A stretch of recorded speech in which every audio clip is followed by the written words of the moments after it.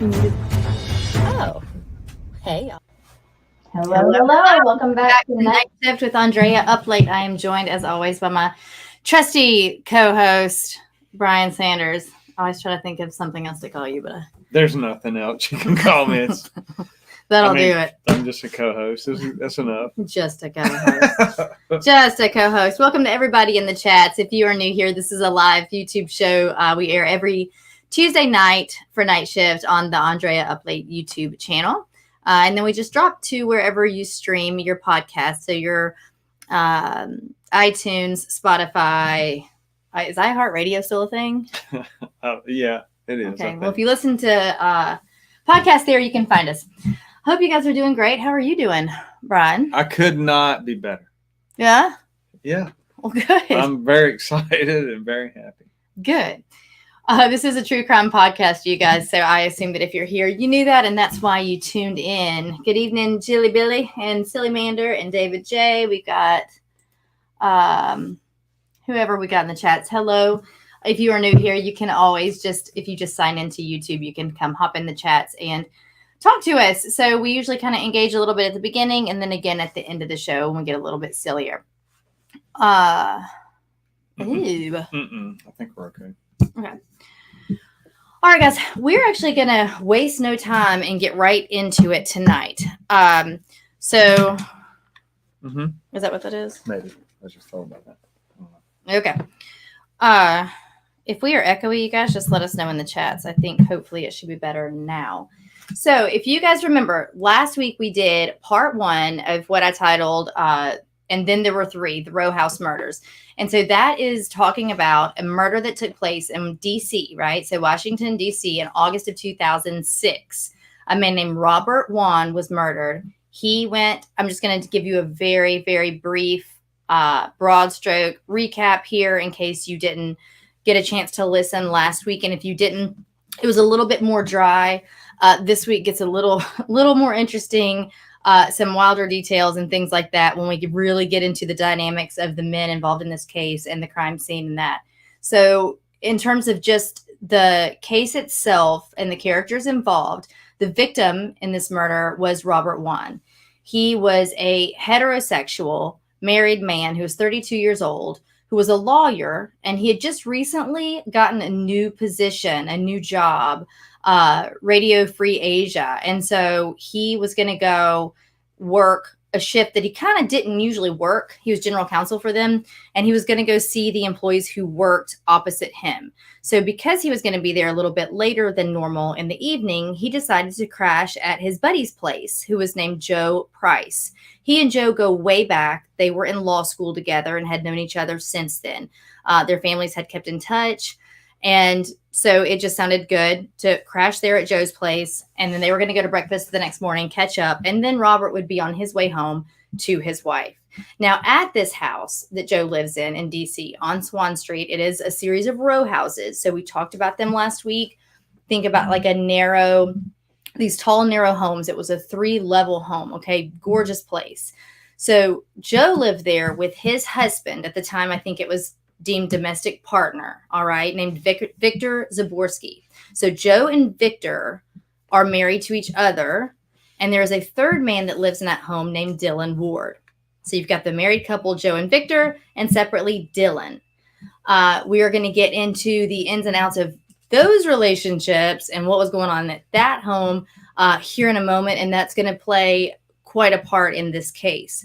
So we'll also talk about Robert and, theories, of course, and his sexuality. And the only reason any of that would make a case or have anything to do with the case, right, is because, as with anything, if you're looking at potential love triangles or jealousies or proclivities to certain things, it will make a difference whether or not Robert was involved in these kinds of things with these men there at the home. Okay. So last week we discussed the dynamics of the home, the logistics layout of the architecture of the home. And we got through the 911 call, because if you remember on the evening of August 2nd, Robert checks out at work. We have a hard timestamp there at 10:18. All right. He takes a cab to Joe Price's house. So we have him pretty hard time stamped from at this specific time. And guys, this case doesn't take very long. Everything is wrapped up and done, and we have a dead body in 79 minutes. All right. So this really, things move quickly from the time Robert gets to Joe's home. So as Victor will say, because Victor, Joe's husband, is the one who calls 911. Okay. And he's the one that we read the more extensive interview that he had with the detectives. So Victor calls 911 because Robert gets there. Joe has gone downstairs to greet him. He and Dylan and Robert speak downstairs for a little bit. By their accounts, they drink water. They're not drinking alcohol. They drink some water. And then they all eventually just retire to bed pretty early. Okay. So Joe goes back upstairs per Victor's account. They go to bed. We'll talk about the specifics of that in a moment in terms of how specific Victor has gotten with detectives about what they watched on TV and exactly the last few minutes before going to bed and why that matters. So then Victor will say that he heard a scream and he and Joe jumped out of bed, then ran to the doorway, stood in the doorway, heard more noise, and ran toward the noise, which put him downstairs on the second floor in Robert's room. Robert was staying in a pull-out. He was sleeping on a pull-out couch in the office there on the mid-level of this row home. Okay. So they go down, find him. Victor calls 911. Now, Victor calls 911 between 19 and 49 minutes after a neighbor hears a scream. Okay, so we're going to talk about why that matters. He says that he sees Robert lying there, that there are stab wounds to his chest. The paramedics get there. Some very odd behavior is happening amongst the three gentlemen who live there once paramedics and the first detectives or officers get there. And they're going to tell you all about that. And so then we got it all the way up until the interview when they had all three been interviewed pretty much all night long until around 4 a.m. and then left and came back for a second round of interviews. And that's where we were when we wrapped up last week. Okay. So today we're going to talk a lot more about Robert's body after he was murdered, what the findings looked like. And we're going to talk a lot more about the crime scene and the probability or improbability of there being an intruder, which is what Victor and the other two men will to this day maintained happened. That a strange intruder came into the home, ran up a flight of stairs, ran around a landing, murdered Robert, didn't steal anything, and left. Okay, so let's just dive right in. We're going to go back to that second interview, kind of where we left off, and I'm not going to be reading it word for word for word. Okay, like I did last week. I wanted to last week because I wanted you to just kind of get a feel of there are minute inconsistencies, and we know to expect that in the minutes and hours following a traumatic event. Okay. But when we get really heavy on the specifics that don't have to do with the dead body and not real heavy on the death of a friend who's staying at your house, that can kind of play a part in things. If you guys are new here, Brian Sanders is a retired homicide lieutenant. So that experience lends a lot of insight to cases like this that we cover. So what do you say about that? Just kind of to broadly touch on that about with interviews and those kinds of things. Yeah, it's one of those tales that once you pay attention to it, it's a glaring red flag. It doesn't always mean someone's guilty, but why are we spending 30 minutes on all these small details when we also have to talk about the major event? And right when that starts to happen, usually detectives are paying attention and realizing, okay, somebody's either hesitating about what they want to talk about or what they don't want to talk about. And just getting in those details. And those details also can also get them jammed up when you start to do follow-up and realize. Exactly. Yeah. Or if his details aren't consistent with the two other independent interviews of the other men in the home. And we also talked about the fact last week that there seems to be a general lack of emotion here. We have some hysteria when Victor first calls 911. That's a 7.5 minute long clip. So I'm not going to replay that for you. You can hear that in part 1 if you'd like to go back and listen to that. Outside of his initial hysteria upon calling the 911 dispatcher, amongst all three men, if you think that their buddy came, spent the night, they haven't seen him in a while, they've known him forever, for a long time, even if he was a stranger, hell, the way this happens, and that a strange intruder has broken in your home and stabbed to death your guest, there's going to be a emotion across the board.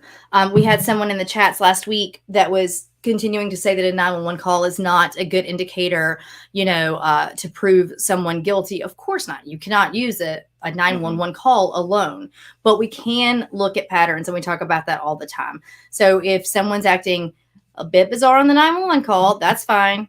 It's trauma, right? We're going to continue to put that in. It's just another puzzle piece with everything else that we learn as the detectives interview them and as the hours and days go on after the event. So we just kind of use it as a tool. It's used as a piece of that puzzle. So right onto it, we're going to go into interview number 2. And so that's where we are left to now. So we've got the detective saying he's talking to Victor still, okay? And he says, let me ask you this. If you were to get into the back of your house, how would you do it if the gate is locked? And Victor says, I really don't know. I've never had to do it. I mean, my assumption is that they climbed on our car and catapulted themselves over. And I'm kind of thinking, me personally, now I'm out of the interview room, but I'm thinking, okay, I guess, right? So picture this row house, downtown DC. It's not like there's a big yard. They do have, this is like $1 million row house, guys. There was a really nice, cool area, and they've got a courtyard out back. So probably a bit more yard than some of those homes would have had. But the only way to enter next to that courtyard is like a 9-foot tall fence. Okay. So Victor's already offering up exactly how someone would do that. And we're going to talk later about how it's a little bit more implausible anyway. It would be a lot quicker and easier to go in the front than the back. But their back door happened to be unlocked that night, which was not the norm. So the detective says, well, if we rule that out, what about if they didn't do it that way? And Victor says, I don't know if you can. I mean, I don't know whether you can hoist yourself up. I know it's a lot easier to get out because of the ledge from the brick wall. And so he says, let me ask you this. If someone ran down the steps, would you hear it? He's referring to the steps inside the row house. This row house is 100 years old. Again, its age does lend to its character, to a reason a lot of people want to live there. It's a really cool looking space, but there are 16 steps between the main level and the second level where Robert's body was found. So 16 old wooden steps that the men who live in that home themselves attest to being loud and creaky. Okay. And so he says, the detective says, if someone ran down those steps, would you hear it? And Victor says, I would think so. And he said, okay, well, did you? I didn't. And he said, because you heard what? And that's when he goes on to talk about how he heard this, like what he initially said was a loud scream. He now is saying this low, kind of a guttural grunt or moan, if you will. So that's interesting. So this little part says, so right after you heard the grunts, you went down. He said, yeah, we heard the grunts when we were in bed. We jumped out of bed. We sort of ran to the door and we paused because we really just didn't know what it was. And then we heard another kind of grunt. And I could, by that time, and he kind of stutters here a little bit. And he says, by now our door was open and we could tell it was inside the house. He does go back and forth with his pronouns. So he does a lot of like we. I did this, we did that. We hopped out of bed. And then sometimes he'll just go back and forth and kind of stutter on them, which, okay, like alone isn't necessarily strange, but he did that in the 911 call too. He says, I mean, it was because we have a brick wall here with our neighbors, and sometimes you just hear their baby cry and things like that. So, I really wasn't sure what it was. I didn't know what it was. But when we were at the door, I could tell it was inside the house. Now, I will tell you this. He comes back to say more than once that he did not wake to a loud scream. There wasn't a bang. There wasn't a gunshot. There wasn't a loud, stomping on the floor. He says it was like a low grunt, a guttural moan. He describes it in different ways, but essentially that's the idea. If I hear that in the middle of the night and tell me if you would feel differently, I'm not jumping out of bed and running to my door. I'm probably sitting up and thinking, what did I just hear? Like, I wouldn't be so alarmed as to think, I don't know, that I'm running to the door and then I'm going to stand at the door and wait and see if I hear it again. And especially if there's two people jump out of bed and go run to the door for what he describes as just a guttural, like a grunt or a moan. And what would well, yeah. No, I would not do that, especially if right out the bed. other people live in the house. Yeah. So if there's a third person, which there is in this situation, that lives in the house, why would you not just assume that's probably that person? That person. Yeah. Yeah. At least pausing for a moment in the bed. Just for a second, be like, oh, what's he doing, or what has he got going on, or whatever. Exactly. If it is how he's describing. Right. So detective says, all right, is there anything, I mean, did you notice anything missing, or was anything taken out of the house? And he just goes on to say, you know, we didn't really look around. I didn't notice anything.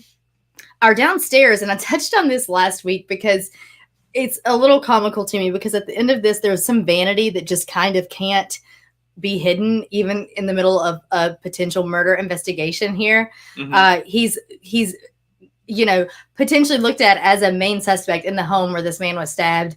And man, he just can't let it go that they've got some nice things in that house. Okay. And so he needs to let this guy know it. So he says, it's a very nice house, but you know, we don't have like silver or anything. I mean, I don't know. I just don't know what types of things they would take. We don't have that. We do have jewelry, but that's up on the 3rd floor, and some rings and watches and things. I mean, I guess my guess is that the person would be something very easy to stuff into their pockets. These are just interesting things to be saying when just hours before you found your friend murdered in your house. My laptop, when I got home from my trip, I just put it behind the sofa. I think it's still there. I think it was there when I left. And that was literally right at the end of the sofa. That's the only thing I could think of on the 1st floor that maybe would be easy to grab, that could be worth anything. Guys, keep in mind, he's already said that nothing was taken. Mm-hmm. Like nothing was taken, but he's going through a list of all the things that could be taken or could have been taken potentially by a burglar, but nothing was taken. And he said, but even my laptop, I mean, even that, it's an old IBM. I can't imagine that they would necessarily know that, I guess, though, if it's in the case. Again, it's strange because a person is dead in the home, and this person is discussing the motive of the crime. Well, right now, the screaming motive of intruder would be that they just killed your buddy. Yeah. So I don't know. That's a little strange. These are all the hypotheticals of, I think he was going to burglar the house or burgle. I don't like that word. Is that what it is? Steal junk. He gonna come in there and steal junk. It's basically what you say. I don't even know what the term is. We say break in. When you didn't use the word burgle a lot when you were working your gangs? No. But I can tell you that when people break into homes, if they're going to steal stuff, they'll bring things with them, backpacks. They'll take your pillowcase. They'll do whatever. It's not what they put in their pocket. I don't know. This was going to be a high end. He's not going to have some low life thug come rob his house. Oh, come on now. Cat burglar. He's concerned that the burglar is going to not even want his laptop because it's just an old IBM. Yeah. Oh. So there again, guys, just keep that in mind, because we are really, there's a lot of weight to details that don't matter, and an event that's non-existent. There was no theft. So just on and on about what could have been. Think about what might have been. Remember that song? No, what is it? Now we have taken different roads. Oh, yeah. Yeah, remember that? Yeah. Sorry, guys, my brain does this. So Victor goes on to say that, and I'll quit reading the interview. It's very, very dry. But Victor does go on to say that as he's coming down the stairs and like detectives are there and paramedics are there and this whole thing's happening, that Dylan is like just above him. So again, it's like main level, stairs, loft, and then 2nd floor, and then stairs, loft, 3rd floor. And he's saying that he's going downstairs and that Dylan is kind of looking down the stairs at him and asks Victor, is the back door unlocked? You've got a dead body in your office. Mm-hmm. Like, I think that unless you see a door smashed in, then you may say, oh my gosh, this door's been kicked in. Like, and you're going to be thinking there. They're still focusing on intruder theory rather than our buddy just got slashed in this room. Yeah. Because like we've talked about in the past with staged crime scenes and things like that, when or if the person wants a detective to come to a certain conclusion, sometimes they'll leave items out and stage them, or they'll start to say things to try to keep them on track of like, oh, this must be a burglary.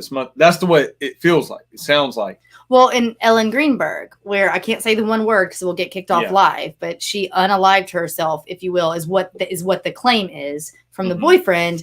But immediately upon calling 911, he says, "Oh, she stabbed herself. She fell on a knife. She like all these things that doesn't make any sense. Who's like none of the things he said made sense, but this is the narrative that we're trying to establish." So Victor will say that Dylan kind of looks down at him from atop the stairs and says, "Is the back door unlocked?" And Victor says very specifically, and I knew that, and I looked at the door and I could tell that it was unlocked because the deadbolt was vertical, and that lets me know that it's unlocked. I mean, and he says it in that many words. Like it's very a drawn out explanation as to the door being unlocked. Well, fast forward to when Dylan is interviewed. Okay. And so the detective says to Dylan, "You saw the door unlocked, right? Or did you see when you looked at it, was it unlocked or was it open?" And Dylan said, "I couldn't tell if it was open or not. It was unlocked because the latch, it's vertical. It means that the deadbolt is unlocked and it's only a deadbolt there." So they're both just very specific on this door being unlocked. Again, on its face, on its own, that's fine. Just put that in the little box with things that seem a little interesting, okay? So very specific talk they have there about that lock. All right. So this scene, if you remember when the paramedics got there, we talk about the fact that oftentimes the hysteria that ensues with a 911 call. And I mean, you've seen it if you've seen a wreck on the side of the road and you kind of get there early on, or you pull up to it as before first responders are getting there, and people are running around like Chicken Little, hands up in the air. And that's if the subject is maybe alive, but in and out of consciousness or whatever, right? And these are bystanders who were kind of freaking out. These men were in their own home and their friend was murdered. And when the paramedics get there, instead of an escalation in their emotions or a hysteria, or let's say just one of them, of the three, potentially his shock response is to shut down and just like shake in the corner. That's fine. None of that happened, though. In fact, everyone was cool, calm, and collected to the point that the detective said that it raised the hairs on the back of his neck. And the paramedic said he's never seen anything like it in his career of being a paramedic. And so he says that he gets there, and when he goes to the front door because Victor has done what the 911 dispatcher has instructed him to and gone downstairs to the first floor to be able to unlock, to make sure that door's unlocked. Okay. So note, by the way, the front door was locked that night. So he goes downstairs, unlocks the front door. Paramedics come in. The paramedics got his bag. They're coming in. You know the scene, right? And they're trying to push the car. They're trying to figure out what's going on. Where is he? Where's the patient? And Victor says, or the paramedic says, that as he rounds the corner, Victor's saying upstairs, upstairs. And the paramedic goes upstairs. But when he doesn't know where he's going upstairs, right? Usually you're going to have an inundation of information that is probably difficult to even decipher, right? Go around the corner. It's all the way in the back, and people talking over each other. And so when he gets up the stairs to that landing, Dylan looks over and the paramedic says, "Where am I going? Where's the patient?" And Dylan just looks at him, or he said he actually didn't even look at him. He said he just looks away and points, and he pointed down the hall toward the room where Robert had gone to bed. Okay. And then he proceeds to go in his own bedroom and shut the door behind him. Put that in the box. Put that in the box of weird stuff happening here in this case. So the paramedics come around the corner. They get to Robert's body. Okay. So to recap, he's lying on this pull-out sofa. He's wearing a t-shirt, a pair of underwear, a pair of shorts. Okay. So he's essentially fully dressed for bed.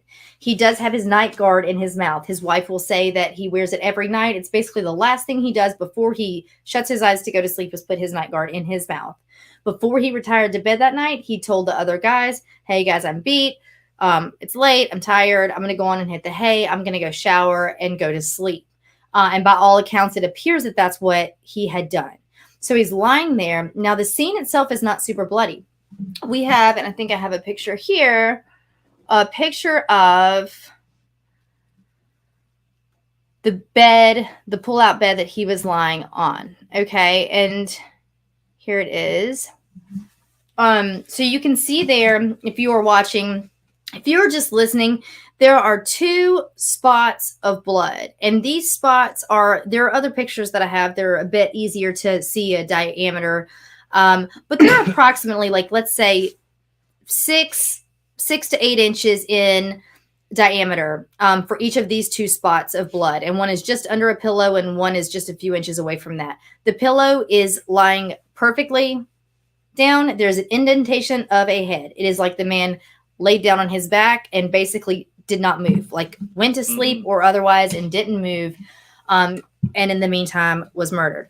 So there's not a lot of blood there. There is a towel that is lying. Let me see if I have the picture of the towel. There's a towel that's lying on the floor near the bed, and it has even less blood on it. I don't here. I'll put it on Instagram. But it's got even more minimal amounts of blood, 2 or 3 small spots on that towel. So it's laying on the floor beside the bed, and Robert is laying there. Now, Robert himself, he is a stabbing victim, okay? Joe and Victor have both gone on to say this. Victor says it on the 911 call that he has been stabbed, all right? So when the paramedics get there, they notice that in his gray T-shirt that he's wearing, there are 3 holes to this shirt. There's a knife lying on the nightstand.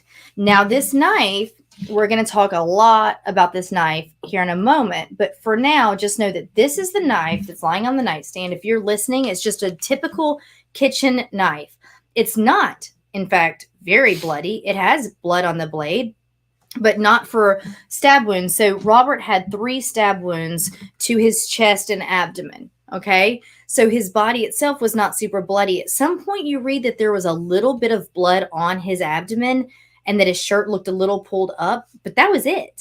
So you, typically speaking, would expect a bit more blood, even if what we think happened, and we're going to talk about that, happened. You would still expect a bit more blood at a scene like this, okay? But that's what we're left with. So evidently, when the detectives get there, they say it was, quote, bizarre and eerie. So they see these men, and you have Victor, Dylan, and Joe, all right? At this point, Joe is only wearing underwear, which makes sense in one respect because it's nighttime, and per their account, they had just gone to bed, and they wake up to noises, and that's when they find, Robert dead, and they call 911. Not a big deal. Dylan and Victor also have on underwear, but they have on their robes. So they each have on crisp white bathrobes that Joe winds up going to get his own. So at some point, they're all 3 wearing just white bathrobes down there. Okay, that's fine. Again, per their account, they had gone to bed. Maybe they like white bathrobes and everything matches in the house, and that's what they've got. I don't know. Whatever, that's fine. They also had hair that appeared to be wet and brushed back. So the detective said it looked immediately like they had just, as one will do, like gets out of the shower, combs their hair back, and here we are. So we do not have a very bloody scene, and we have 3 men who potentially appear to have been freshly showered. And it wouldn't have been long enough, while we do have a small timeline here, for, like, my hair takes a long time to dry. If I go to bed with wet hair, it's not going to, like, it'll dry in like 5 to 7 business days. But these dudes, they've got, here, I'll show you. They didn't have giant heads of hair. Their hair's not going to take that long to dry. So if you are looking right now at the picture, we've got a picture. That's Victor Zaborski on the left. He is the one who made the 911 call. In the middle is Dylan Ward. He is the one who looked at the paramedic and just pointed down the hall where Robert was located without speaking. And on the right, we have Joe Price. Joe is the one that Robert went to law school with. And this is actually technically like his and Victor's home. Okay. All right. So now we've got Robert stab wounds, and then we've got Joe, Dylan, and Victor in white bathrobes and wet hair. Now, Victor's first interview with the detective, he goes on and on to talk about, and I get back and Dylan was in the shower. I came home from my work trip. Dylan was in the shower. Then Joe went to the gym and he came back and went to the shower. And then Joe was upstairs messing with this pipe because we had a leak in this shower. So he was trying to reroute the water. And then we ate dinner and Joe realized he had left the water on in that hose upstairs. And then there's a hose outside that he was messing with. So Victor continues to talk in this interview about water constantly, to the point that even the prosecutor later will say it just seemed forced. It seemed like he's inserting the idea of showering and water just too much. And maybe it's to make this scene make sense. There's no other reason they would be appearing like this. So the detectives start to immediately talk to Joe and Dylan and Victor, of course, right? So they're starting to kind of get their statements, get the story, what's going on, what happened when you guys went to bed, what did you hear, what did you see, right? So they're starting to establish some sort of a story for them. Good grief, what is happening here? And so they will say that Dylan started to speak once, and Joe looked at him and just gave him a look. Nothing else, that essentially said, enough. Like, that look was definitive, and it was very clear to anyone who was watching. He wanted Dylan to stop talking. So Joe continues to tell them pretty unilaterally what happened that night and his version of events. They do ultimately, obviously, go down to the police station and have those interviews that we just read from a little bit ago. Okay. So in terms of the house, nothing was disturbed, not an inch. Nothing had been stolen. Nothing was in disarray. No doors were forcibly open. No door jambs were busted. There were no tracks, prints, anything like that. But immediately the men are saying it was an intruder. It was an intruder.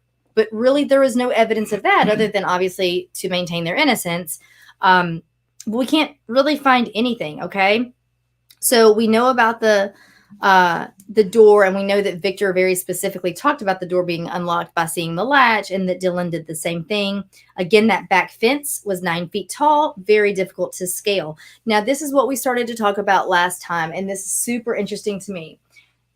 If you guys have pollen wherever you live, I think last week I kind of described it as dust or baby powder, and that's how it can be. So in the thickness of pollen season, this was August in DC, and they had a ton of pollen.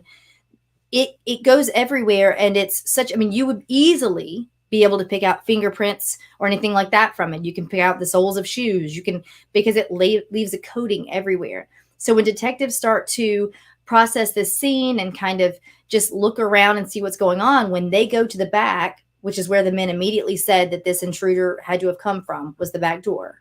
Okay. So first of all, there's never like I don't know, how did he get in? Right. I understand that the front door was locked, but check the windows, whatever. Immediately they say, oh, he came in through the back with no question and no hesitation. Yeah. But when you go to that back courtyard and look at that 9 foot tall fence that they say that this intruder had to have come over, there's a layer of pollen on it that is fully undisturbed. Okay. So this isn't like snow in the sense that, 30 minutes have gone by and there's a fresh coat now. So your footprints are covered. It's not like that, right? It's just kind of hanging in the air all the time and just getting on surfaces. So because of this is something that the prosecution and that the detectives have gone back to multiple times, because two things can't be true. Unless I think at one point, one of the, I believe it was a detective, if not the prosecuting attorney, said something like, well, by this case, this intruder has gone in this house and gone to the second floor, ran up and down 16 creaky stairs. No one could hear him. The doorbell chimed on the way in and on the way out, and murdered someone, didn't leave blood anywhere, shuts the door behind him as he leaves and scales this fence and leaves the pollen undisturbed. And he says something to the effect of, clearly our intruder was Spider-Man, this is just not making sense. So to Brian's point earlier, when he said, the more detail you add, unless you're being honest, this can come back to bite you too, because they have given a lot of detail and tried to really drive this narrative in one direction, and it's not adding up. It just, on the surface, isn't making much sense. Okay. So the knife, that knife that was on the nightstand matches one of their kitchen knives. And in fact, in the kitchen block on the counter downstairs, that would have been on the first or main level, the kitchen block was missing one of its knives. I showed you what that knife looked like. And it is, again, like your very basic run-of-the-mill steak knife in your set of knives. And I keep saying, if I'm breaking into a home and I get into the kitchen and decide I'm actually just going to go stab somebody tonight, and it's convenient for me that I know where their kitchen is, and I grab a knife out of their block, I'm probably going to go for, I don't know, I would think a bigger one. Not the 5.5-inch steak knife, but whatever, to each their own. So the knife, like I said, that was on the nightstand matches the kitchen knives. They go in for their interviews. We've talked all about that. So that knife we're going to talk about now. I told you earlier we were going to discuss that a little bit more. So take a look. If you guys are just listening, I'll try my best to describe to you, but we have this steak knife. The tip of the knife, the end of the knife, is without blood. The blade portion of the knife is without blood fully.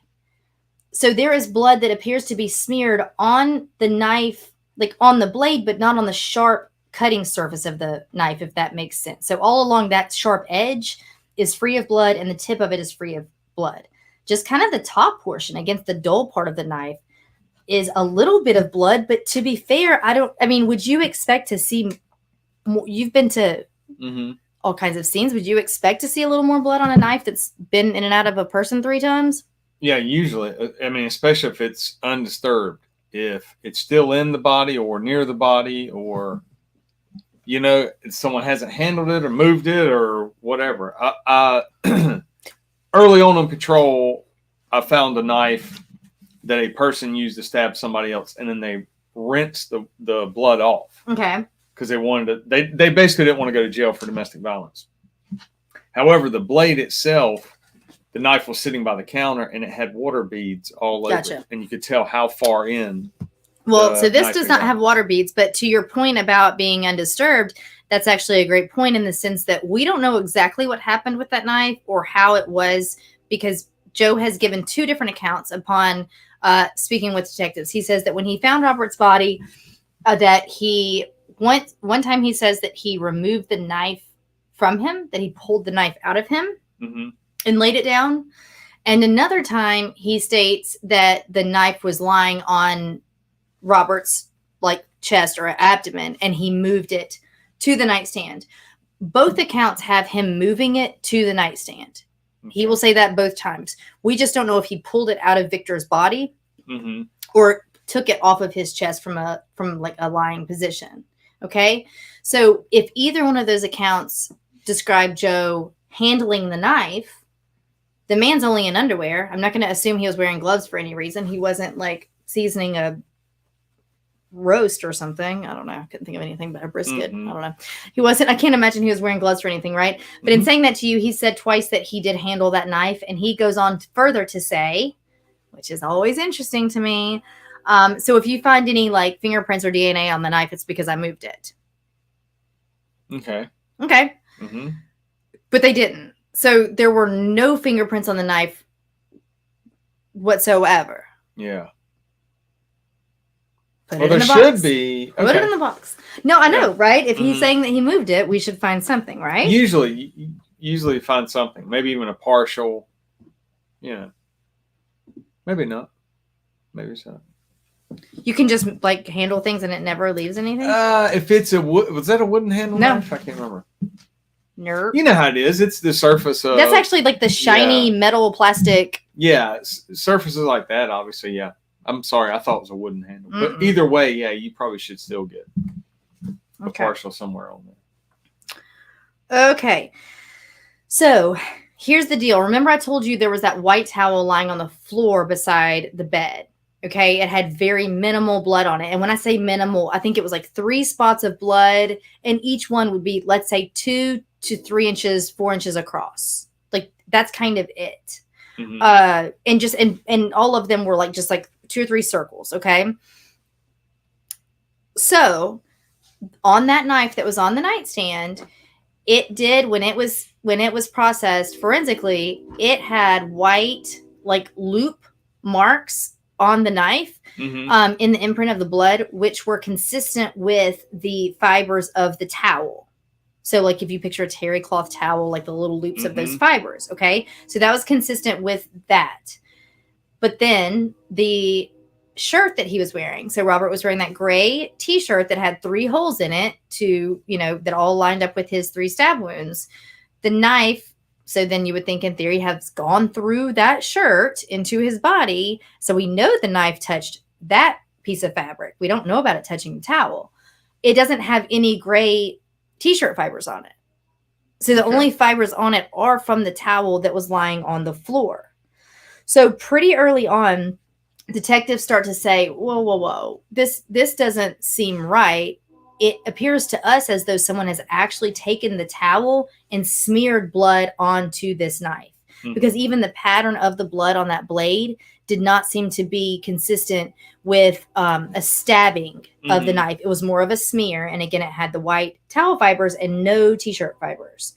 Okay. So we're going to talk more when there's a trial, and it's not a trial for what you might think either. But when they go to trial, a little bit more about what we discuss or what we find out about that knife that gets even more bizarre. Okay. So I hope you brought a big box to unpack all the weirdness in.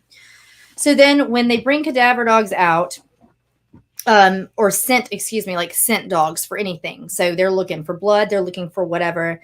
They hit on the dryer lint trap and on a patio drain. Okay. If you remember, Victor was very adamant about consistently talking about water usage, about the shower upstairs, the leaky the hose upstairs, the hose out back. So they hit on the lint trap and the patio drain. Okay. So that could lead us to speculate quite a few different things. So I told you that Joe said he handled the knife. He says it twice. His story changes, which that's fine. I mean, I would like to think that you would remember if you pulled it out of his body or not, but inconsistencies can happen with trauma. That's fine. But again, no fingerprints on that knife. So here's where it starts to get really bizarre for the detectives. There was no sign of struggle. Robert was lying. They say that his arms were almost lying just like across, like neatly folded almost across his chest and abdomen. The bed sheets were unruffled. He didn't have like cuts or blood or anything on his hands to either, grasping at his own wounds or to defend himself from his attacker. So there was not blood on his arms and his hands anywhere else. Again, I will remind you of how little blood there was just in general, which had become quite an interesting topic of discussion amongst the detectives. So it already did not make sense. The scene didn't seem consistent with the stabbing and the fact that he was it looked like he had just gone straight to bed and then was stabbed. A stabbing is going to wake you up. We talked about this last week. We talked about Michelle Martinko, who, was an 18-year-old girl who had a large man in her car in that small, surrounding where you can't move around a whole lot. And she fought until, they know the wound that killed her based on her heart. But outside of that, she fought, they think, through most of those stab wounds hard. And so I don't know. It's interesting that this man would not be fighting through them. So that starts to lead detectives down an interesting path of thinking about why would Robert not have defended himself. Okay. So one more talk about the blood a little bit. They use something called Ashley's reagent. So think luminol or a blue star. Okay. So this would be the substance that's going to be reactive to the presence of blood that's been cleaned off surfaces. Okay, so they used Ashley's reagent, and the prosecution will say this was a huge hit for their case in the most negative of ways. And it had to have just made them sick to their stomach. The defense gets a hold of this chemical, of this compound that they're using, and realizes that when detectives were using it in and around the home, they applied it in a way that's inconsistent with the directions. So the defense attorney actually got in touch with the owner of the company of Ashley's reagent, and realizes that you can only apply it a certain way. It doesn't work on vertical surfaces, and essentially it's got to be thrown out. So anything from using the Ashley's reagent cannot be used in court. And you can hear like the sickening tone in the lead prosecutor's, voice when he talks about this, because this was a point of the case that you and I have talked about it. And this is one that could have potentially been a nail in the coffin here, for the prosecution. So, oh my goodness. Okay. So they removed flooring, walls. I mean, they basically dismantled this home in this investigation. So this starts getting just super weird when you think about the non-reaction from Robert, right? The not defending himself, him having been almost still. So they say he must have been incapacitated. He must have been incapacitated in some kind of way, and we don't really know how.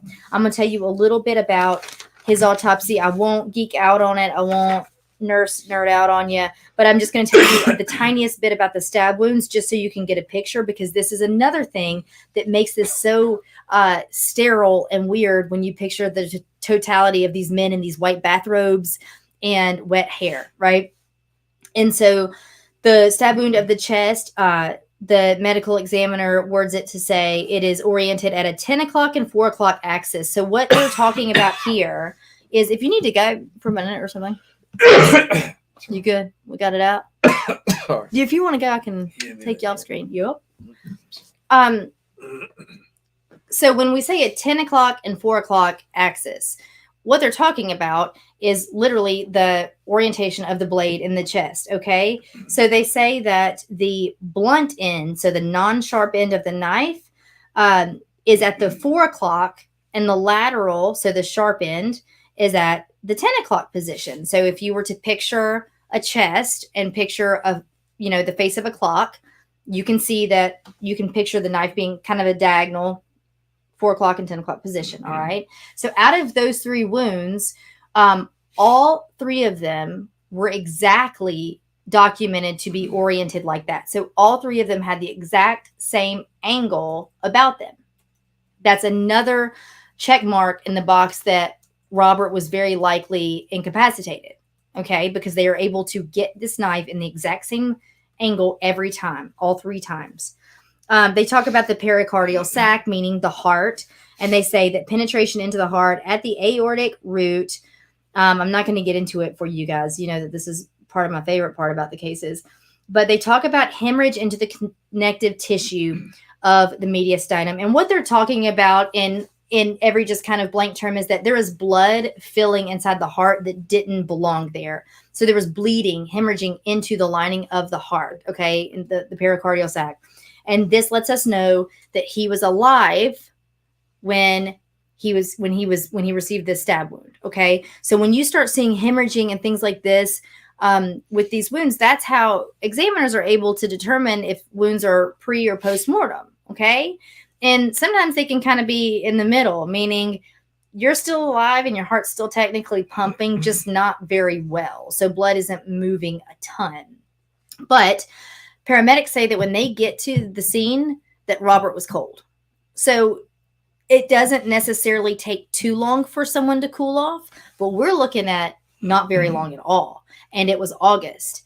And they've gone on to say, Joe has said multiple times that in asking like where Dylan was at different times, like, oh, I don't know, his door was shut. And he'll say, I know his door was shut because Joe had been getting upset about the AC not working that well, and it had been really hot in the house. So Joe had instructed all of them to please keep their bedroom doors shut all the time to keep bedrooms cool.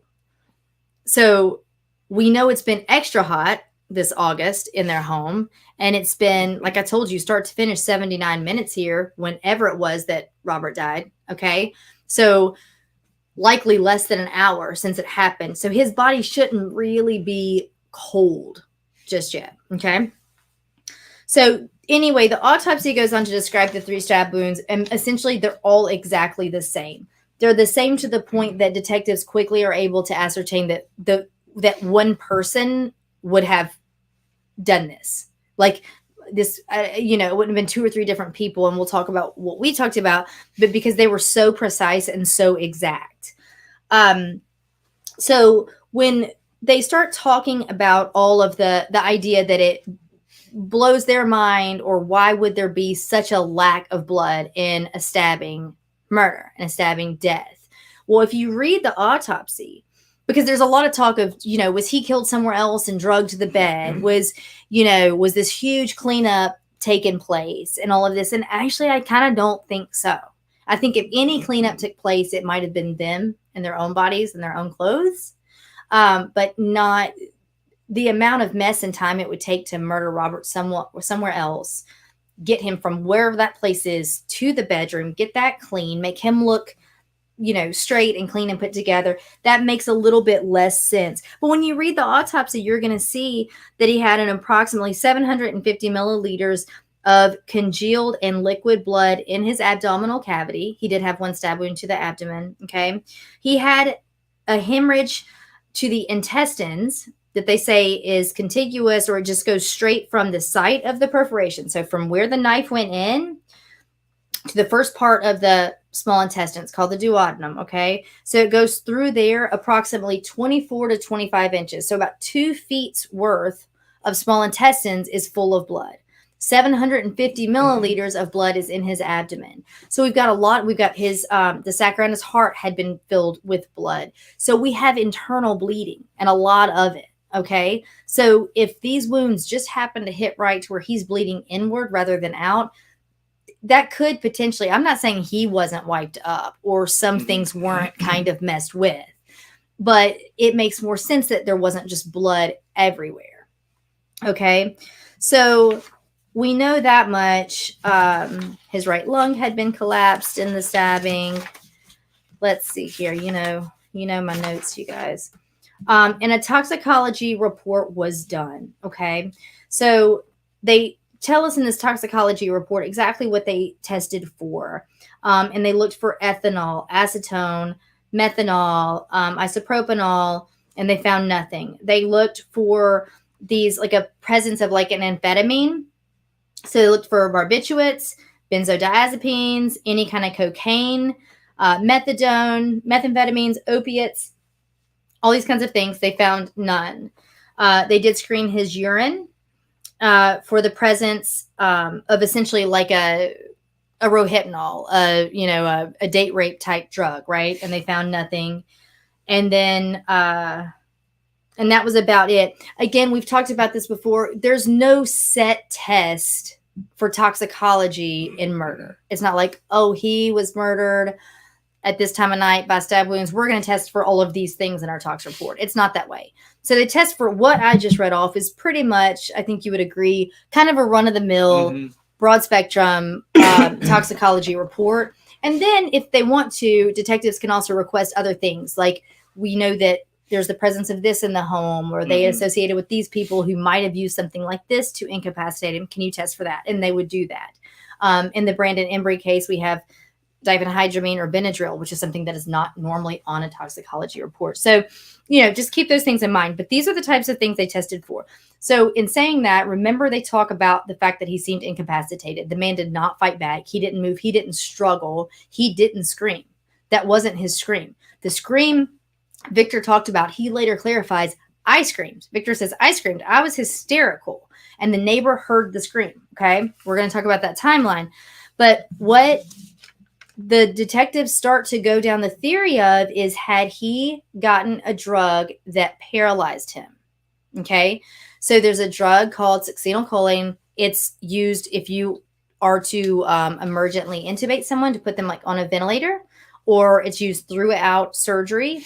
It's used in conjunction, though, with anesthesia, because all sucks is a paralytic, meaning you don't want it without being knocked out, without being unconscious, okay, and sedated, because it will literally paralyze you. You won't be able to speak, blink, wiggle a finger, and at the right doses, you can't move your diaphragm, which means you don't breathe and you die. So if someone gets enough doses of sucks, and it doesn't really take that much, you guys, without air to their lungs, without being oxygenated, from an outside source, you're going to die. So they start thinking, wow, we didn't test for that. We didn't test for sucks. What if he got a paralytic? That would explain why he didn't fight back, right? And so then there's actually a lot of sources and a lot of podcasts that kind of go down that theory. We came to a different theory, which I think is actually more plausible. And in fact, since we did, and we were talking about it, I've now also been reading a couple other sources where other people are on board with that as well. And it makes a bit more sense. And we're going to talk about that. So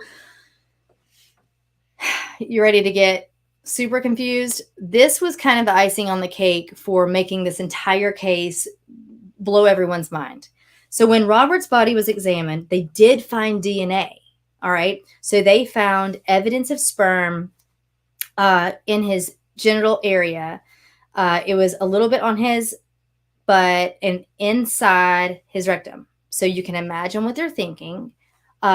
Potentially, there are all these whispers of maybe he was, gay on the down low and his wife didn't know. And these kinds of things happen all the time. That's all true, except for nothing indicated that Robert was. And when I say that, I mean, this was in 2006. To this day, no one has ever come forward to say that they knew of Robert being in any romantic relationships of the same gender. His phone records, his laptop, all of this, nothing. Even the 3 men in the home will say, no, Robert was fully heterosexual. Okay. But how did they find and why did they find semen in his rectum? Okay. So was this a sexual assault? Is this what happened? And so a lot of people are still under the belief. And in fact, the prosecution used that as a point when they were charging.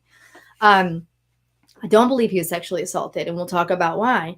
But do you know what they found when they run this DNA that they find?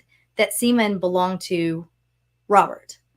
So they are insanely confused at first. How did he get his own semen inside him? Obviously not by natural methods. So what tools were used, what happened? But if he was incapacitated, how did that happen at all? Right? So that's when it starts to get just super weird. I don't know. What did you think when I first told you that? Yeah, because your brain is now trying to think, how did this happen? Which is what I started doing. Wasn't fun thoughts. And I've never heard of that. Mm-hmm. So if that's something done from an outside force, why, how? Mm-hmm. You don't have anything apparently in victimology that indicates that he was doing that, just like you said. So then you got to think, how? How did it get there? Mm-hmm. Okay. So again, remember, they're going down the theory of a paralytic, down the theory of sexual assault, and all of these kinds of things. Look, his autopsy shows no indication of sexual assault. Okay. So I'm not saying that sometimes things are fallible and whatnot with medical investigators, but there was no evidence to corroborate sexual assault to Robert. So let me tell you what they found out. So when a man dies, so we know that when a human dies of natural causes or otherwise, bodies do all kinds of strange things. Okay. At the end of the day, we're just full of liquids and gases and all kinds of things. And we have orifices and things escape. So you will often find that someone has, defecated or urinated or what things go to the path of least resistance at that point, once you have no more sphincter or muscle control. And so in this case with Robert, we know that the autopsy showed no indication necessarily of a sexual assault. So when testing the semen for DNA to find out that it was Robert's, to determine that it is in fact 100% without a doubt semen, you would have to have sperm present. But that's not really what they test for. They actually use something called the P30 test. And so it's what they call a presumptive test. Okay, so the P30 test for PSA. Okay, so PSA is prostate specific antigen. So it's not, I won't geek out too far on you here, but this is how you're going to understand why Robert's own semen was found inside him. So nothing was found in his oral cavity, and the PSA test was positive, like I said, to the groin, buttocks, and rectum. But in death, like I said, when you die, these kind of crazy things happen. Our body releases. So actually, with the prostate being there and natural breakdown of urine and other chemicals within our body, something can combine to form something that's going to pop hot on this P30. It's going to be so similar to the PSA compound that they're looking for that it's going to look like it's semen. Okay. They did not test for sperm. I don't know if Robert had a vasectomy or not, but either way, that's not what they test for when they test this. Mm-hmm. So we cannot say definitively it was actually the substance of semen, but it could be what happens. Just that, this breakdown of these chemicals, and it's going to test positive for semen with this PSA test. Okay. Now, in terms of describing or having DNA in his groin area that was semen, same thing. That when I say that things released from the body, when he fell asleep or then was murdered in his sleep, I should say, that can happen. Like semen can come out right there. So that could attest to what they were talking about there. And in fact, I've got this statistic here that says 64% of male cadavers that were not at the time of death engaged in sexual activity or sexual assault were positive for PSA leakage. So considerably more than half. So that makes a lot more sense. Was there a time frame for when decomp was happening and that was occurring? Well, there is when you look at statistics, but his autopsy was performed the next day. Next day, yeah. So, I mean, less than, I think right around 12 hours later, they got started, or maybe 11 hours later, get started on the internal autopsy. Again, he had on underwear and shorts.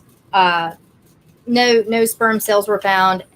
So really you can, as wild as it sounds, it's kind of one of those, things in a case that can really throw you and really have you going down a wild path of theories and what could have happened. And really, this was just the natural process of death. Did they have, I know you haven't talked about devices yet. Did they have the device that you posted about? Yeah. So that's what we're going to get into now. So what I think started to touch on last week in part 1, but when I told you to get ready for part 2, because it was going to get a bit wilder. So out of the 3 men, Joe, Dylan, and Victor. Again, Joe and Victor were married, okay? So let me show you. I'm going to put them back up here. Joe and Victor are married. That would be the guy, Victor, all the way on the left, and Joe all the way on the right. Those two are in a partnership, married to each other. Dylan, there in the middle, also lived with them. Joe, on the right, was also in a relationship with Dylan. And that was to Victor's knowledge. Victor knew it. Victor actually called them all a family unit. But if you talk to friends close to them, you will find out actually it was not quite like that. Victor, on the left, and Dylan in the middle did not have a relationship together. They did not have a sexual relationship. So it would be Victor and Joe and Dylan. Now, Joe and Dylan were heavily into BDSM. So when I say it to the point of extremes, that's not being a prude. I know that that's a very subjective way to describe something, but we're talking like electrocution devices, torture type devices. And these are of Joe's own words, the things that he liked.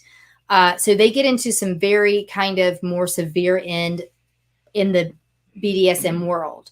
In saying that, they also do have this like electrode that is inserted into the rectum, and when activated can make someone ejaculate that is not conscious. Now, I think that was the initial thought here, which would make sense. Yeah. Except for the fact that the amount of semen found, or DNA of semen found on, like, in the groin area of Robert, would generally not have been quite that same amount. Okay. It seemed to be more in line with just kind of passive leakage with death. Okay. But it also can't be counted out. Now, I will tell you that detectives seized hundreds upon hundreds of toys and things. I think I've got a picture of one of the tables at trial. Well, I thought I did. If I don't, I'll put it on Instagram. Oh, yeah, I think that's got some. That shows a few of the things. That's nothing.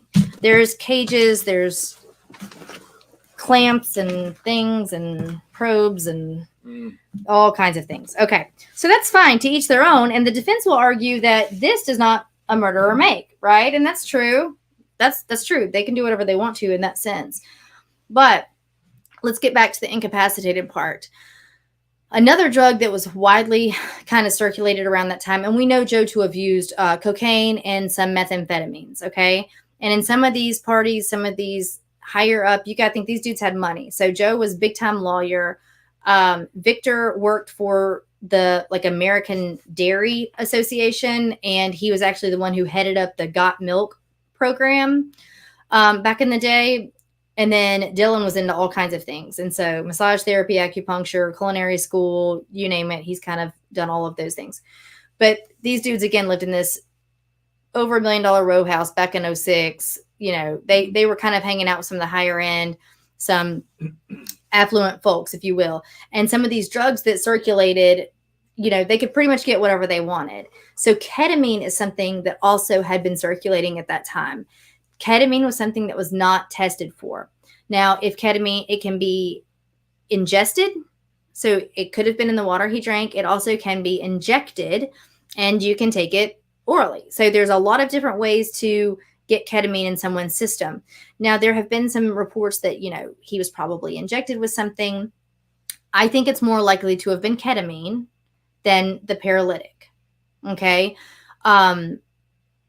I think it was probably ketamine because it's more widely accessible. You're not going to get the paralytic unless you, which I'm not saying they don't have doctor friends and things and can't get a hold of it. It's just not nearly as easy to do. Now, just on a side note, because I feel like I need to run this parallel line with you, Joe Price's brother, Michael, was not the greatest guy. Okay. So he is kind of he was into crack cocaine. He didn't live the same kind of life that Joe lived, in the sense of Joe was the lawyer with, you know, the fancy friends. Michael was not that way. So there was a time when fingers were kind of pointed at Michael, because Michael was going to school to be a phlebotomist. You guys, if you're not aware, a phlebotomist is if you go to a lab, let's say, because your doctor has ordered you to get some labs drawn, you know, to run some tests for you. And that person who draws your blood, that's going to be your phlebotomist. They're not working in the capacity of injecting you with something. So some of these sources will talk about it like, oh, he was in phlebotomy school. He could have gotten his hands on this paralytic, and he would have been giving it to people. No, he wouldn't have. There's no reason he would have ever given that to anyone, nor would he likely have his hands on it from a hospital setting. That's not what would happen. So just because I have to make note of it, the only part that got a little bizarre is 3 months after Robert was murdered, there was a break-in in that Swan Street row house that they lived in. At this point, the three men had moved out. Okay. But there was a break-in, and just like a laptop, a TV, just like stuff like that was taken, very typical stuff. So Michael Price at the time had been enrolled in Montgomery College to become a phlebotomist, like I said. And so his class met twice a week from 5 p.m. until 9:15 p.m. from June through August of 2006. And his attendance records show that he attended each and every scheduled class, except for the one time he was not there, which was the night that Robert was murdered. So that looks super suspect. I get it. He also, though, had a boyfriend who wrote in his diary, which people lie in diaries, I get it, to cover up stuff, that anyway, he was the alibi, that Michael had been home that night. He didn't want to go to class. Also, guys, this guy's, like I said, like, he died a few years later, I think, of an overdose, but he was in and out of jail on like petty theft and crack cocaine. He didn't seem to be the type to run this beautifully orchestrated, elaborate crime scene where nothing was disturbed. These cuts were manicured. The pollen wasn't, nothing else here that makes for a good story to tell, that he just happened to not go to class that night. And he was usually, but he's quickly been debunked. Detectives aren't looking at him at all. Prosecution never looked at him, but I did have to say it again. He also would not, there's no reason he would have had his hands on that paralytic.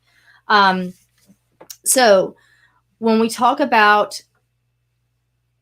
their relationship, it's been said that it's kind of like Victor would do anything for Joe. Joe would do anything for Dylan, and Dylan would do anything for himself. That's kind of how I've heard it worded a few different times. Okay. So Joe and Dylan, again, were in this kind of more extreme end of the BDSM spectrum. They also kind of ran in these circles. So a lot of sources talk about, like, you know, I don't know, like, I guess if you're a swinger, you know how to find other swingers, right? You're in these certain communities, and same with this. So there was actually at the time, or maybe still is, but there's a website called alt.com. And I've actually got a picture. This was deleted pretty soon after, but Joe had an alt.com page. And this is where you would go to seek out like-minded individuals. And so if you were to go through, and I'm not going to read it all to you, but he just kind of says, it says BDSM sub and dom seek third. There were whispers that Dylan was becoming disinterested in Joe, or maybe just kind of waning in his affection. So other friends of theirs will say Joe probably would have done just about anything to keep Dylan on board with him. And so he goes on to describe his age, his physical appearance, and all of the very specific sexual things that he is into in the BDSM world. All right. So let me put that back up so you can see his username, Joe's, on this alt.com site is Culuket. It's Culuket. And in those circles, they say that it is pretty widely known that KET in any form like that would be a shortened form for ketamine. So that makes it a bit more likely. The detectives have gone back to say that with the half-life of ketamine, meaning it's going to leave your system for toxicology testing kind of pretty soon, and for them to be able to like find either an injection site, or had he ingested it, it would have already been gone. They don't find it worth exhuming his body to test for this, though they are of the suspicion that likely this is what he was on that incapacitated him so heavily. So then this gets super crazy because as they process the house, and if you're still in there, you guys, we're going to wrap up soon. Thank you for hanging on this long, but listen to this. That kitchen knife that was on the nightstand that detectives have pretty quickly deemed to be what they call a plant knife, meaning that was not the knife that killed Robert. The reason they say that is because the blade of that knife was around like 5 to 6 inches long, and every single stab wound, the 3 that he had, again, they were oriented exactly to the same axis, a 10 and a 4 o'clock position, all 3 of them perfectly executed that way. And they all 3 entered his body to a depth of 4.5 to 5 inches. The knife blade on the nightstand was around closer to 6 inches, 5.5 to 6 inches, meaning you're going to push this knife in with such force, by the way, that one of the injuries actually punctured his sternum. So your sternum is very, very thick. Okay. That's the big, thick bone that connects all of your ribs in the front and your chest, right? So with enough force to be able to do that, but also enough accuracy to only partially get it in, like you're going to like, that's very difficult. Just consider doing that once, maybe, but 3 times precisely, the exact same depth and same orientation of the knife. So they start thinking that's just yet one more clue to think that this knife is not the knife used with his wounds. It's not consistent, right? So get this. So look at this picture. About the time my throat starts getting dry is when I'm usually getting really excited and starting to talk fast. I think I'll get it in a second. Okay, you see this picture, you guys? This is a cutlery set. If you are listening, it looks like this spear, like the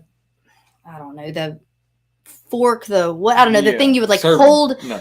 Yeah, like hold, let's say, the turkey with the 2-prong thing as you cut it. Okay.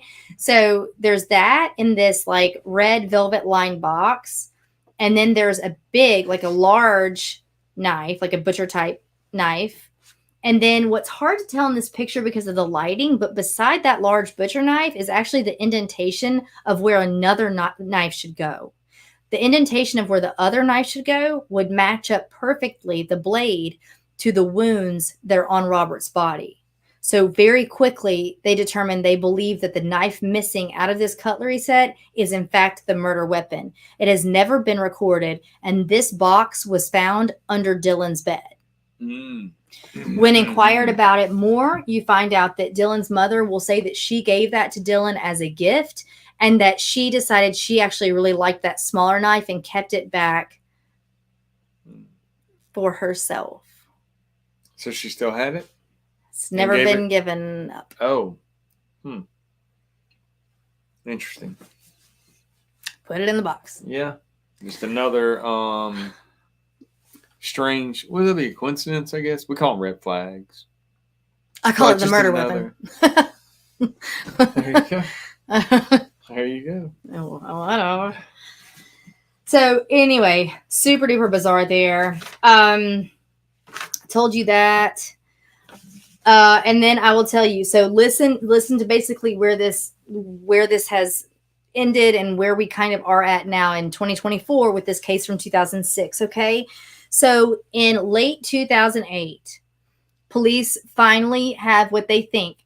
They know that they cannot charge murder. They just don't have what can be proven beyond a reasonable doubt, unfortunately. So in 2008, late 2008, police bring Victor in and they separate him off. Actually, they bring Dylan in first. They separate him off and they say, okay, hey, you're going to be facing life in prison. Talk to us. You know, you very likely weren't involved in this mess. What's going on, right? They do the whole thing. And Dylan doesn't budge. He's stoic. He hardly says anything. One of the times he actually says stuff like, I don't know, I barely knew the dude. We've got picture evidence. Not only is that just arrogant and hateful, honestly, for someone who just died in your house, we've got photos. We got photographic evidence of him literally serving, holding a birthday cake in front of Robert's face one year for Robert's birthday and smiling while Robert blows it out. He knew him. He knew him quite well. Okay. He's the one who was making up the pull-out bed with linens before Robert arrived that night. Okay.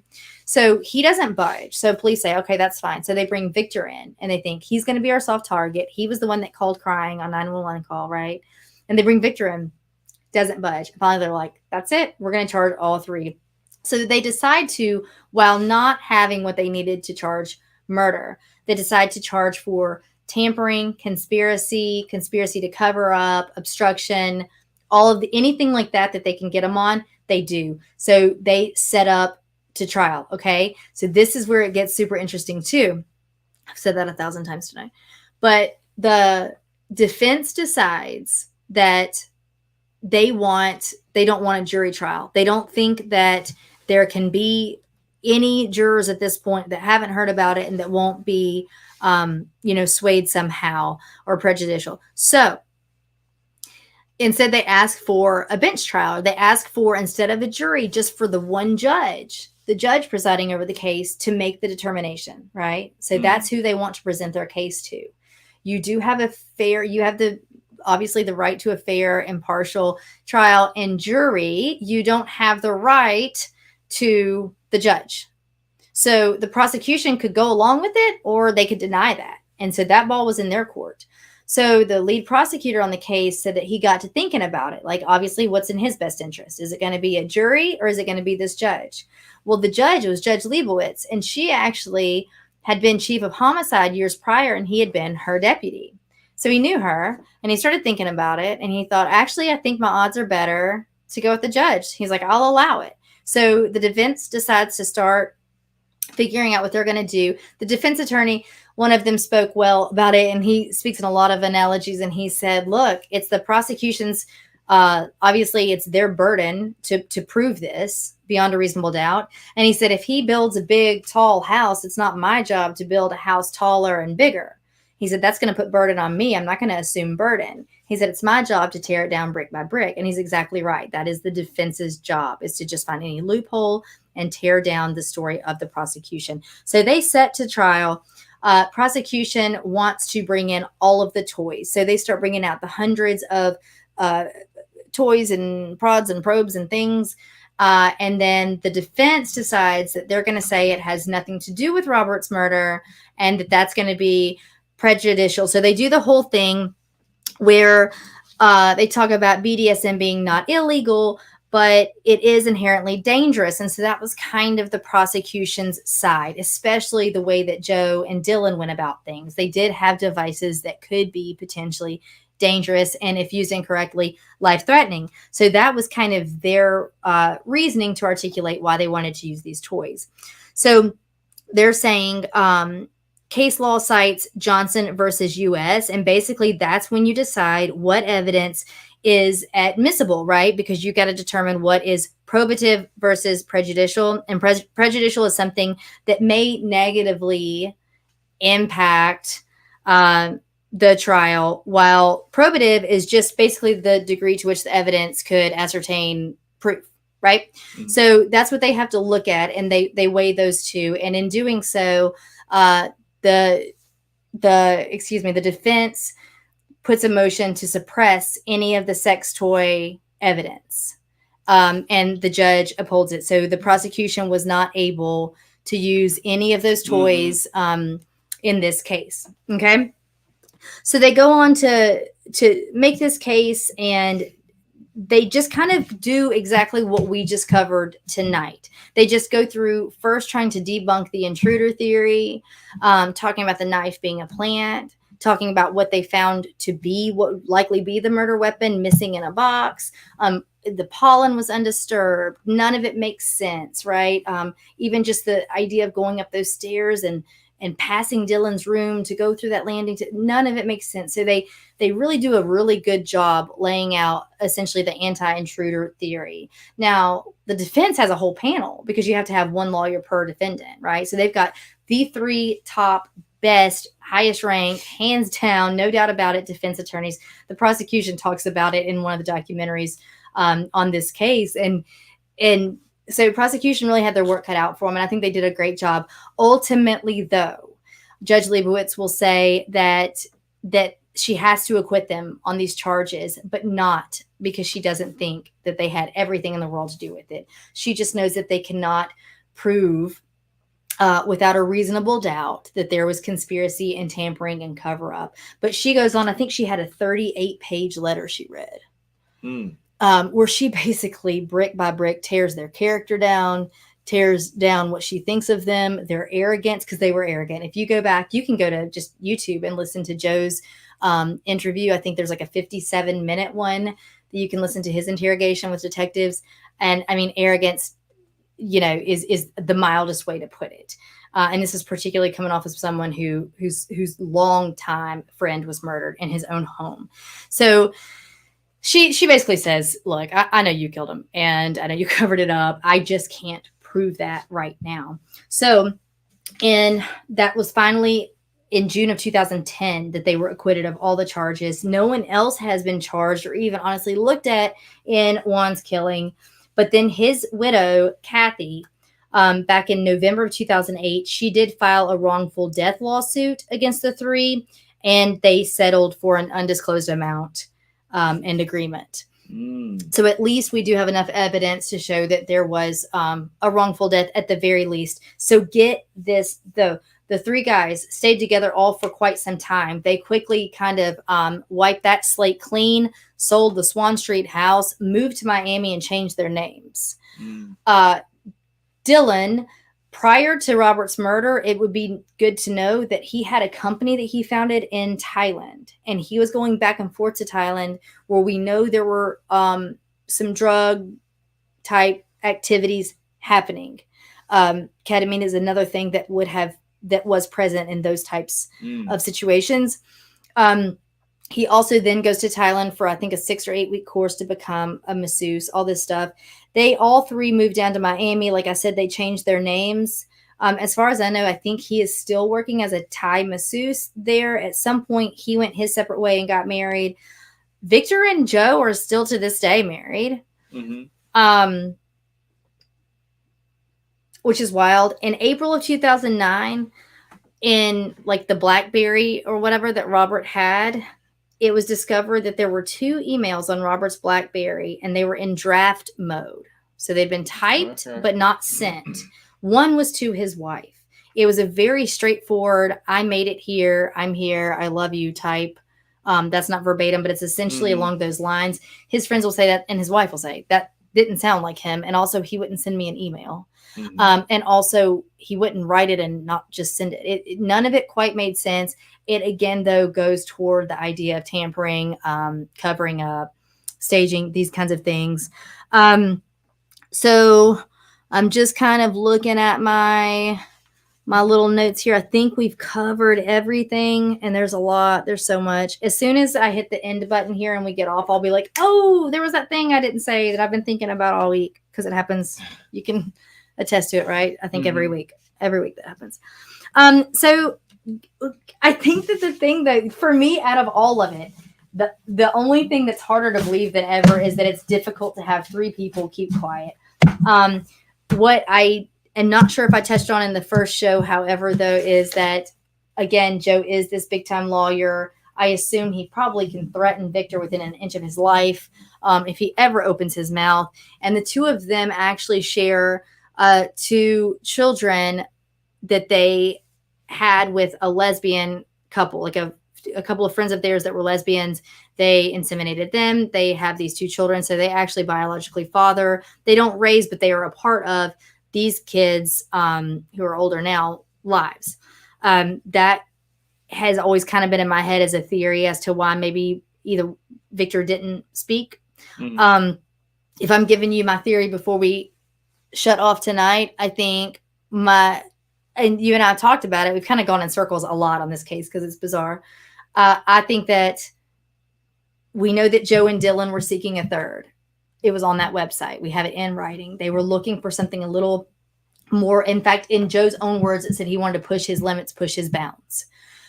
They did do things like breath play. So we're talking about like the autoerotic asphyxiation on top of the other toys that they used. And I think that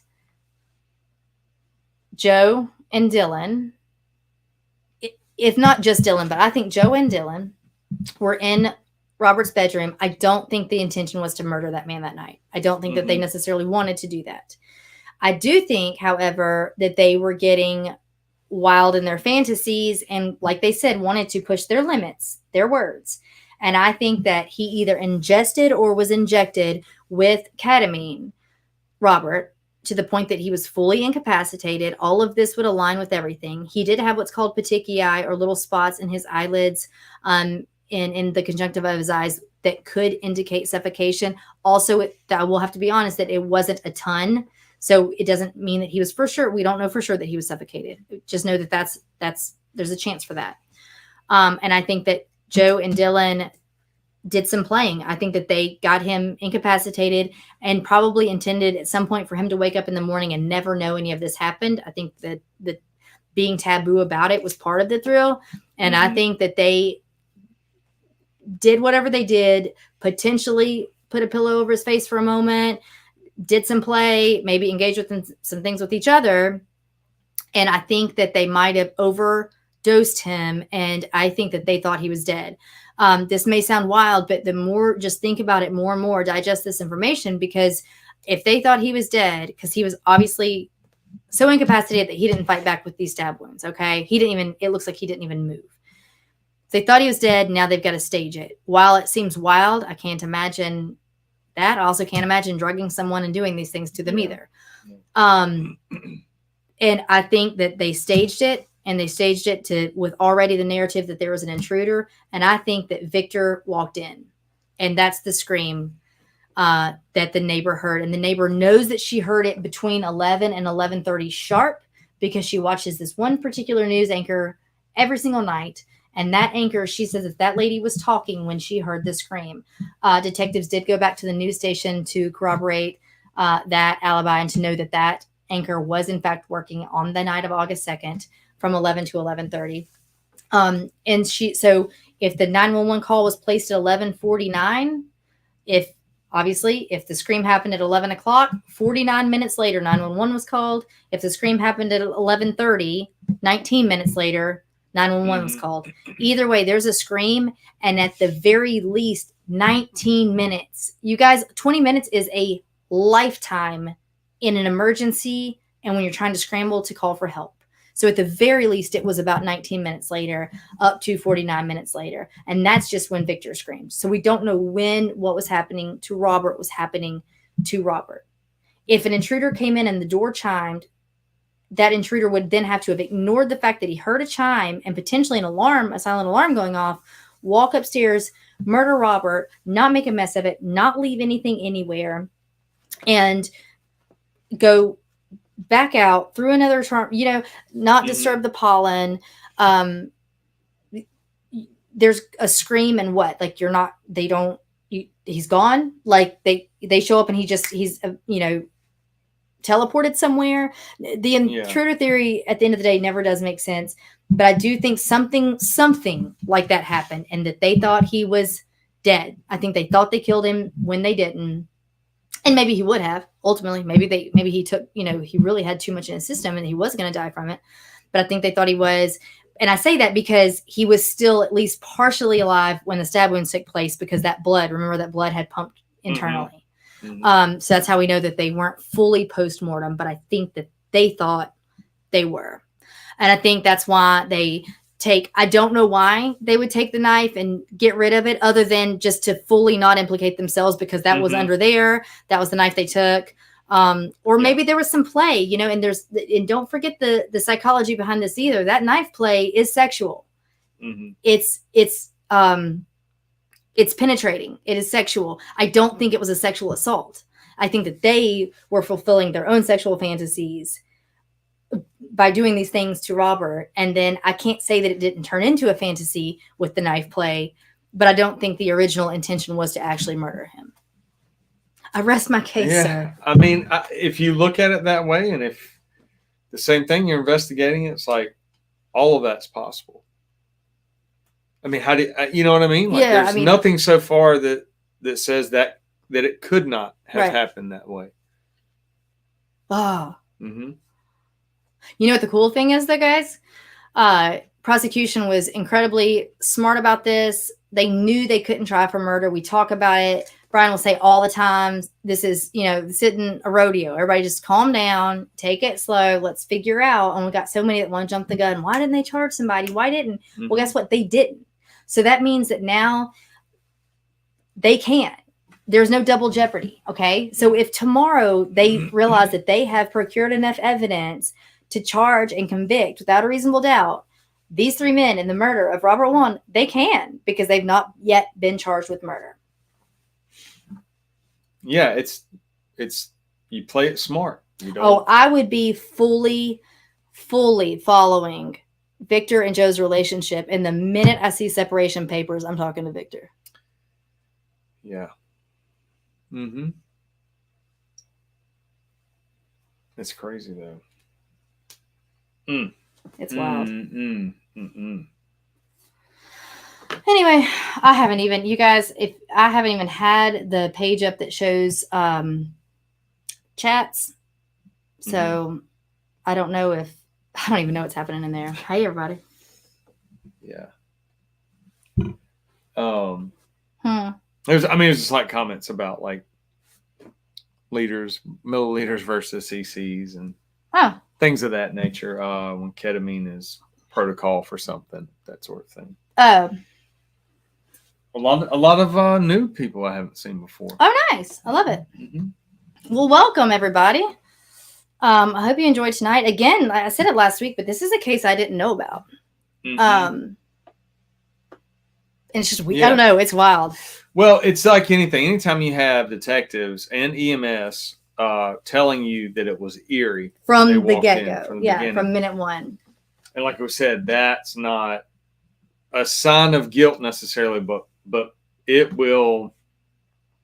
can put you on the right path where potentially you can miss things early on because everything looks like when I say normal, often chaotic kind of responses and that sort of thing.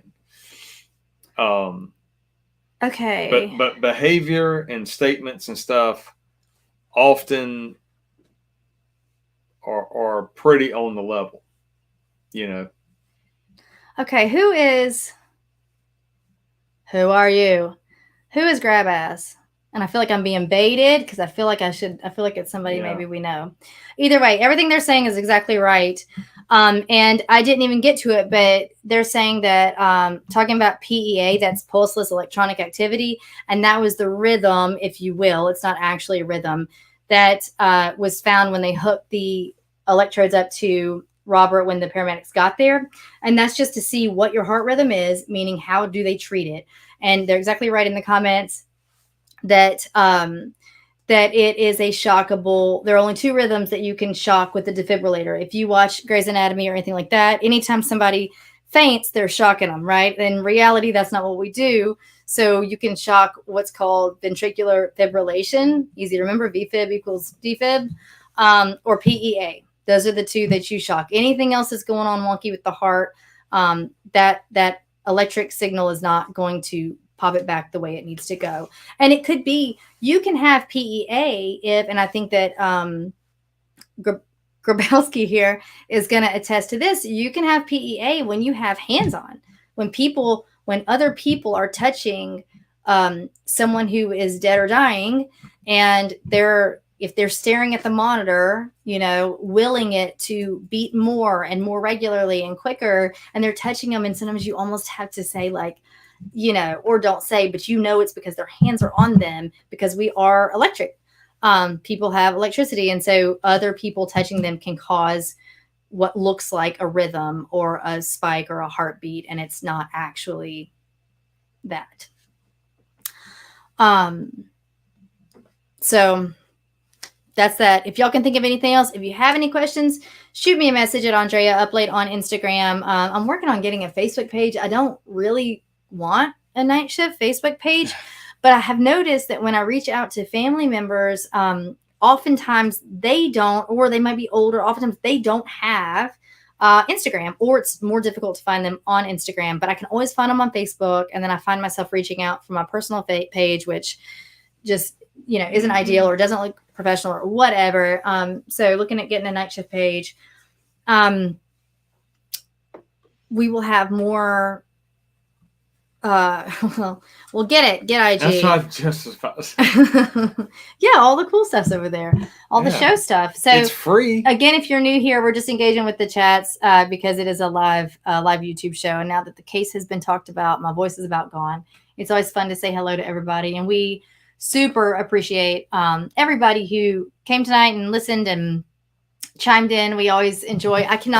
It's difficult for me to do a show that's not live. We've talked about this. Mm-hmm. We've had to pre-record before because the topic would get us booted if it were a live show. And I stumble over my words.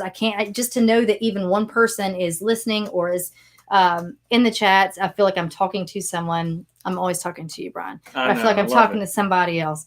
So we really appreciate your support, and you can find all of this stuff back. Would you like to? Falk is offering a fan to make the Facebook group. And then I just send you all my content from Instagram, because basically it would be a mirror of the Instagram page. That's really all it would be. Do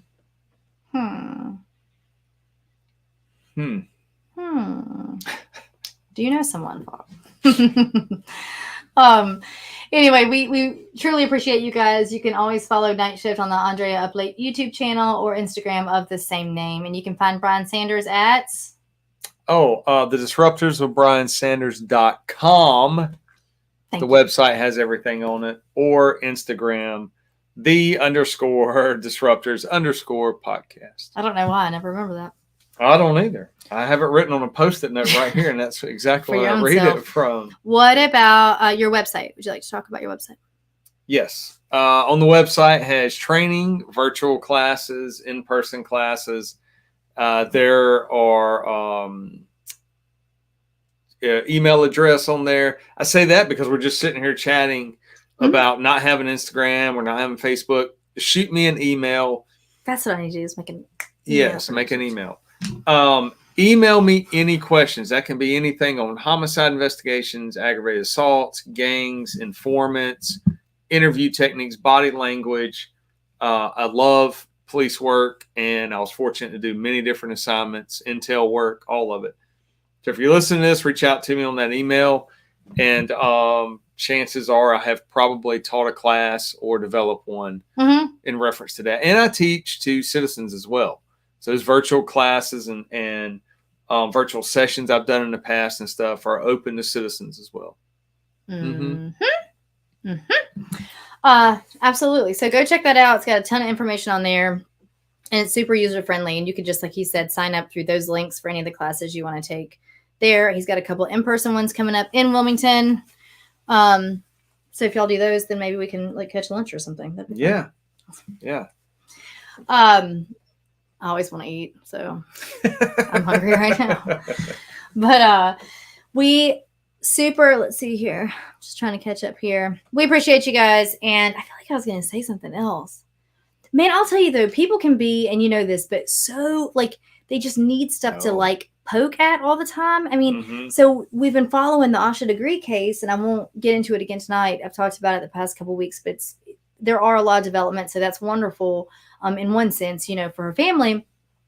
But there's this character now that's been introduced in it all. He's deceased at this point, but his autopsy results came out. Long story short, there's some shared DNA. So his DNA was found either in the car or on the backpack of Asha's, the car that she likely had gotten into. And in saying that, people were, you know, going down their Facebook and Reddit threads saying, this is crazy. There's no way that guy's death was natural. Like, you know, this is definitely a conspiracy and all this stuff. And I was like, well, and I told Brian later, I said, I never comment on stuff like that ever, because there's 7,000 people disputing each other. I just kind of read through and keep, you know, going about my day. But I just commented and said, actually, yeah, I mean, his autopsy could easily be the result of a natural death. He was a 54-year-old with a history of severe alcoholism and drug use and lived in an assisted care facility. And it doesn't matter. So his death would make sense to be natural. I don't know if it was natural or not. I wasn't there. I'm not a part of this case, but just to their point, like, yeah, I was defending the fact that it could be.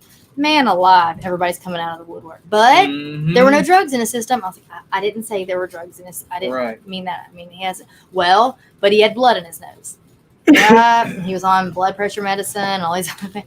He was slumped over the couch. Yeah, he could have had a heart attack and fell over. I don't know. Like, it was just so funny. Yeah. So people like to have, I don't know, a lot of say. All right, you guys, I think we're done. It's getting late. Do you have anything else? I saw you scribbling little notes. Do you have anything you want to talk about? You said inundation of information. So I wrote that down. I like that. Okay. This is only a reminder for me. Okay. All right, guys. Well, I think we are going to wrap it up. We really appreciate you guys. I'll put all of this stuff on Instagram in the next couple of days and drop it to Spotify or wherever. If you want to share it with your friends, have them come take a listen to this crazy case of Robert Wone. There's a cool Peacock documentary, though, on this called Who Killed Robert Wone, actually. A couple of guys who lived in that community at the time were also podcasters and wrote it. And it was really well executed.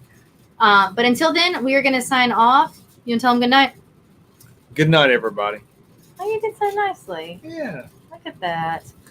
All righty. Well, until next time, we will see y'all next Tuesday. Good night, y'all.